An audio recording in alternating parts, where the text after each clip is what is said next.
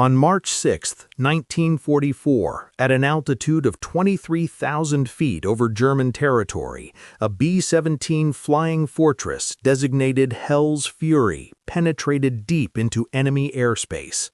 Within the confined tail gun position, Staff Sergeant Michael Donovan observed 12 Messerschmitt Bf-109 fighters assembling for an attack formation. Conventional military procedure dictated a defensive posture with controlled ammunition conservation and prioritized survival. However, Donovan's approach would diverge dramatically from established protocol. Within the subsequent 4 minutes, 12 German fighters were destroyed with 0 American casualties, fundamentally transforming tactical doctrine for bomber gunners throughout the 8th Air Force. Origins of unconventional thinking.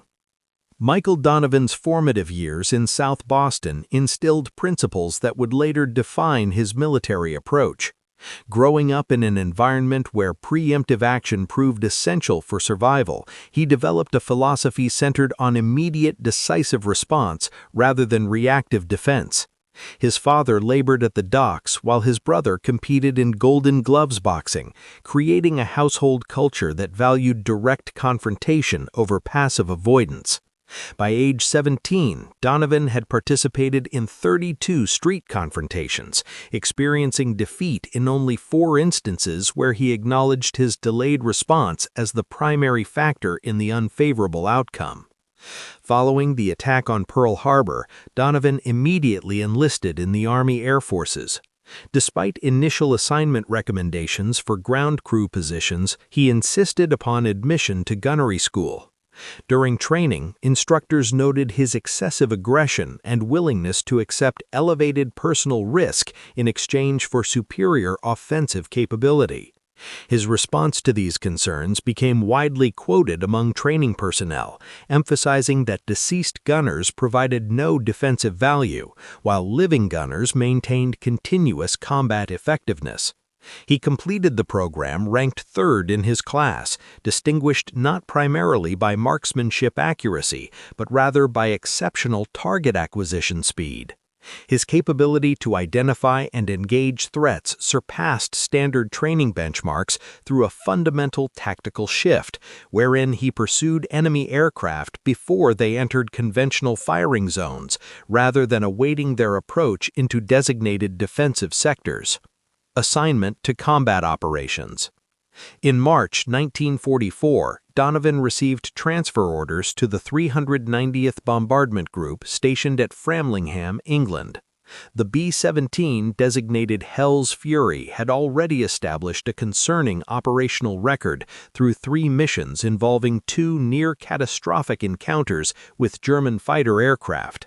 The previous tail gunner, Sergeant Eddie Morrison, survived these engagements but subsequently requested immediate transfer, informing the crew chief that the position carried a fatal inevitability for its next occupant. Donovan volunteered for the assignment without hesitation. Captain James Whitmore, the aircraft commander, conducted a personal interview before approving the assignment. When informed that tail gunner positions experienced the highest casualty rate at 38% failure to complete operational tours, Donovan reframed the statistic as representing 62% survival probability, which he considered acceptable odds. When questioned regarding his motivation for accepting such dangerous duty, he articulated a philosophy centered on offensive initiative rather than defensive reaction. Whitmore acknowledged the apparent recklessness of this approach while recognizing its potential tactical value, ultimately approving the assignment. Initial combat experience and tactical evolution. Donovan's first combat mission occurred on March 2, 1944, targeting a ball-bearing manufacturing facility at Schweinfurt. During this engagement, he successfully destroyed 1 Bf-109 and inflicted significant damage upon 2 additional aircraft. However, the attention of senior personnel focused not upon his confirmed kills, but rather upon his methodological departure from established procedures. Standard tail gunner doctrine emphasized defensive fire discipline, including waiting until enemy fighters committed to attack trajectories before engaging, opening fire only when targets entered effective range parameters, conserving ammunition supplies for extended engagements, and prioritizing aircraft protection over aggressive offensive action. Donovan's tactical approach contradicted each of these principles systematically. He initiated firing at enemy aircraft still organizing their attack formations, forcing premature disruption of coordinated approaches, and expended ammunition against targets at extreme ranges that conventional doctrine considered wasteful. His operational logic proved mathematically sound through cost-benefit analysis, wherein 20 rounds fired at 800 yards to disrupt attack patterns provided greater value than allowing coordinated strikes against 10,000 pounds of aircraft carrying 9 crew members. His second mission, on March 4th, involved another industrial target, where Donovan refined his experimental methodology.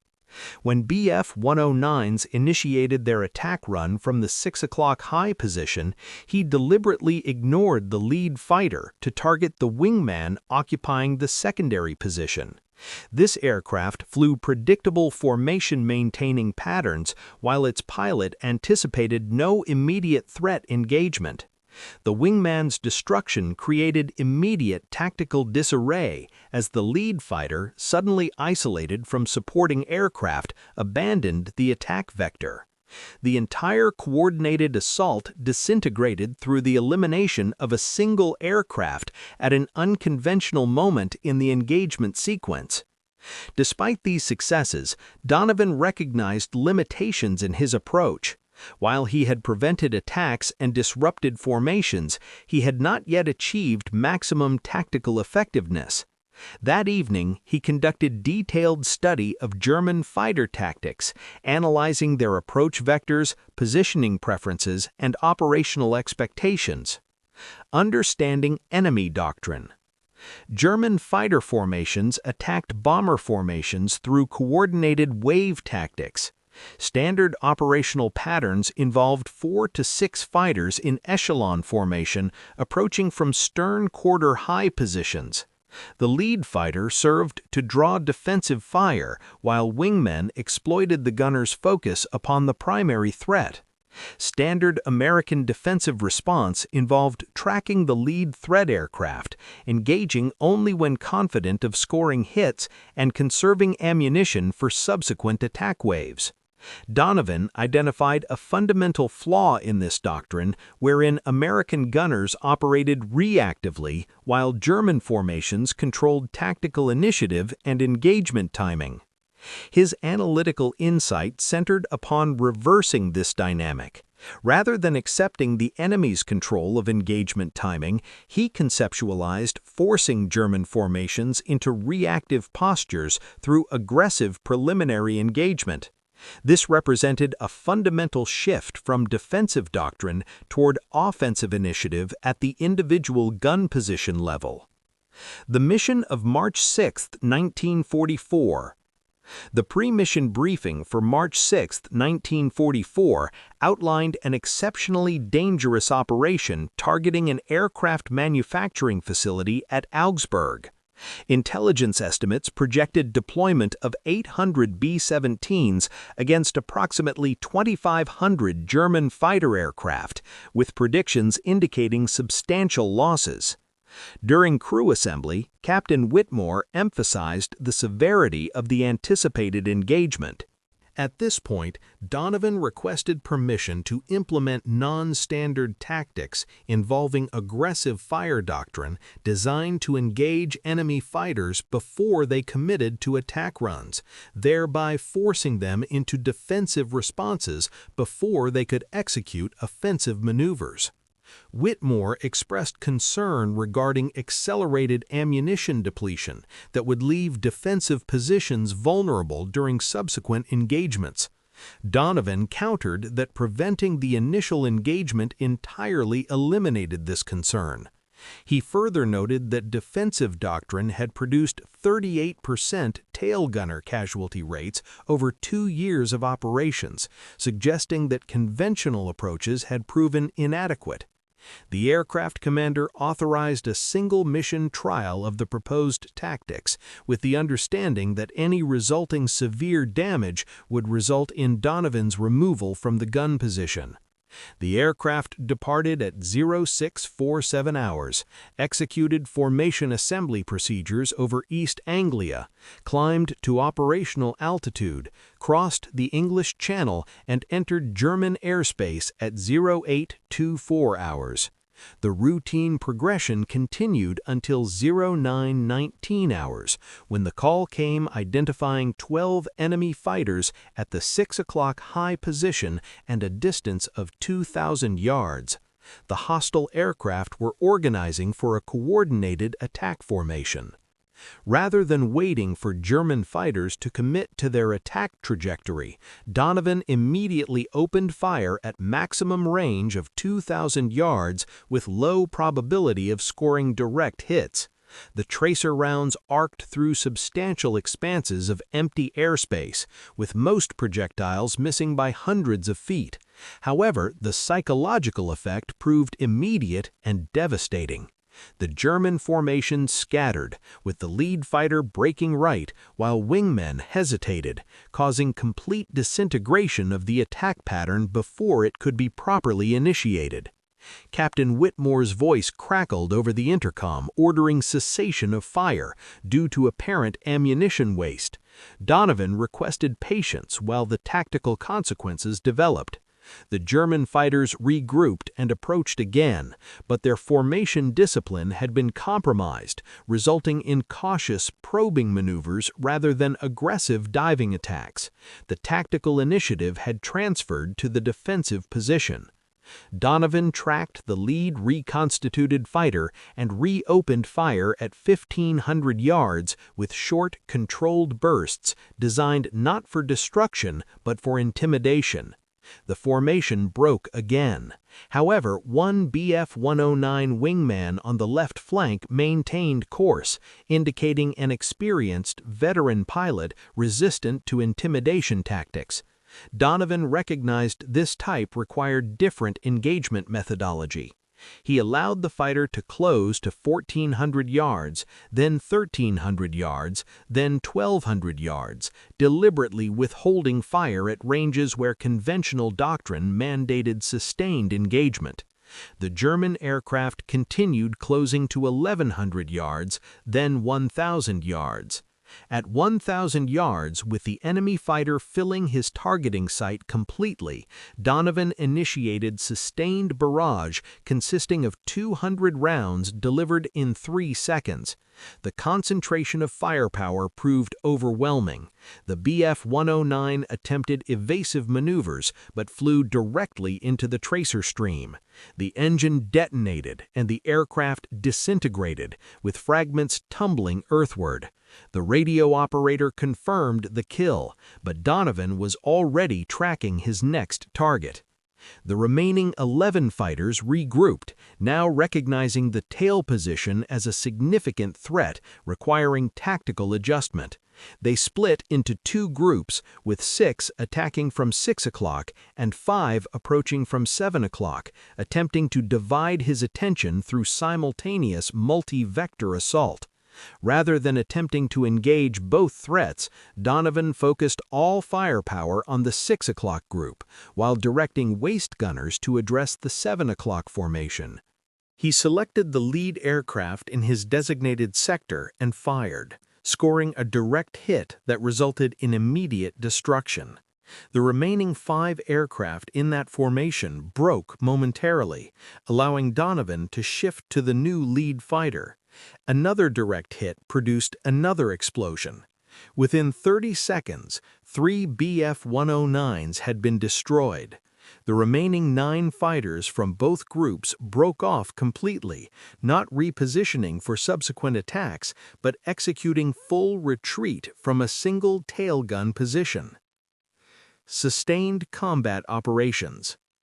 The formation continued toward its target, with Donovan reloading and assessing his ammunition status.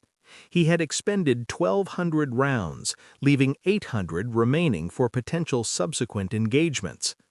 15 minutes later, 18 fighters comprising a full staffel approached from multiple vectors simultaneously at 6, 7, 5, and 4 o'clock positions, representing overwhelming firepower from every stern quarter angle. Donovan ignored the 4 and 5 o'clock attackers, trusting waist and ball gunners to address those threats while concentrating everything on the direct 6 o'clock stern attack vector. 6 BF-109s dove straight toward Hell's Fury's tail position. At 1,200 yards, maximum effective range for his twin 50 caliber machine guns, Donovan opened fire. The closing speed between bomber and fighter aircraft reached 400 knots, providing exactly 7 seconds before German fighters reached firing position. Donovan utilized all 7 seconds walking tracers directly into the lead BF-109's flight path. The fighter could not evade without breaking attack formation discipline. The pilot maintained course, proving a fatal decision. At 800 yards, Donovan's rounds found their target, shattering the canopy. The aircraft rolled inverted and fell. With 5 remaining fighters now at 400 yards and 3 seconds from impact, Donovan shifted to the next aircraft. With no time for proper tracking procedures, he operated on pure instinct, firing at the projected position 2 seconds forward rather than current location. The second BF-109 flew directly into the bullet stream, suffering catastrophic engine cowling damage before exploding in an orange fireball. The 3 remaining fighters broke formation immediately, not repositioning, but executing full defensive maneuvers, retreating from a single gun position. Captain Whittemore's voice registered astonishment at the destruction of 2 additional fighters in 3 seconds, but Donovan was already reloading his final ammunition belt with 400 rounds remaining. The mission was only halfway complete, with the target approach, bomb run, and return flight through identical fighter-infested airspace still ahead. Psychological warfare in action. The formation continued toward Augsburg as German fighters regrouped at a distance, maintaining position just outside gun range. Captain Whittemore recognized the pattern, understanding they were summoning reinforcements. 10 minutes later, radar detected 36 additional fighters, comprising a full groupa of 3 staffel of BF-109s and FW-190s. Combined with the 12 already shadowing the formation, Hell's Fury faced 48 enemy fighters against a single B-17's defensive armament. Standard procedure in such circumstances involved requesting fighter escort, tightening formation with nearby bombers to maximize overlapping defensive fire, and surviving through coordination. However, Hell's Fury had drifted from formation during earlier attacks. The nearest friendly bomber was 3 miles distant, with no P-51 escorts within range. The aircraft was isolated. Donovan assessed his situation with 380 rounds remaining against 48 fighters. The mathematics appeared unfavorable unless he could change the fundamental equation. He contacted Captain Whittemore requesting permission to attack rather than defend.